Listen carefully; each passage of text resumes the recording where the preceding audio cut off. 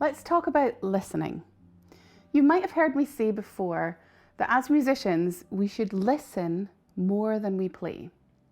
But what do we actually mean by listening? Actively listening to music doesn't mean music in the background. You know, we put on music and then go about your day, do your tasks, maybe listen and go for a walk, or perhaps you're in a restaurant and there's music playing in the background. This isn't active listening. Active listening is when you put music on and then you really focus on that music. There's nothing else to take your attention. You are solely sitting down and listening to that music actively. Now, active listening can be educational. It can help you to learn a variety of different things about the music and about yourself. But it can also be relaxing. It can be very mindful, and it can really help take you almost into a meditative state.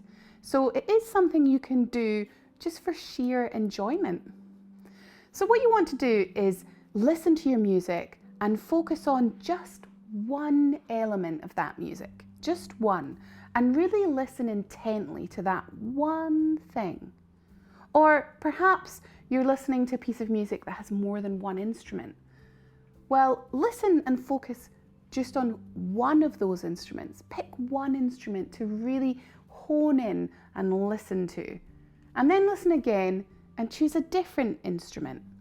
So you're really focused and you're actively listening to different elements or different instruments within that piece. You could listen to the overall sound of the music, to the production of that piece of music. Is it polished? Is it a little more rugged?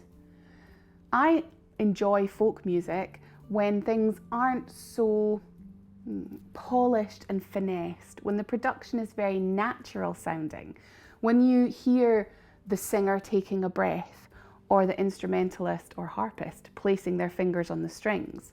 And that's a sound that I enjoy with folk music. It feels fitting. But with pop music, I actually enjoy a more polished finish. And it's just something I like in these different genres of music. Which do you prefer when you're listening to music? And does it change for you depending on the different genre that you are listening to? Remember, there's no right or wrong when you're answering these questions. The things that you like or dislike are personal to you. So you might like one thing, I might like another, and someone else likes something different again. But what you're doing here, the important thing that you're doing, is actively listening and discovering things about music and discovering things about yourself through asking these questions of yourself as you are listening. Listening can also be about listening to yourself. You can listen to yourself as you're playing. You can listen to yourself in different performance spaces. You can also record yourself and listen back. Listen back straight away. How do you feel about the recording? What parts did you like? What parts didn't you like? Then listen in a few days' time, once you've had a little bit of time to disassociate yourself from the actual performing. Do you feel differently about it? Are there different things that you notice? Are there different things that you like? Record yourself again in a few days' time. Can you hear your improvement? Can you hear things changing? Are you playing with more emotion or different emotion? How are you feeling as you're playing that piece? And can you hear it coming across in your recording as you listen back? These are all great questions to ask yourself when listening back to your own playing. I think it's a really great idea to keep recordings of your practice times and refer back to them.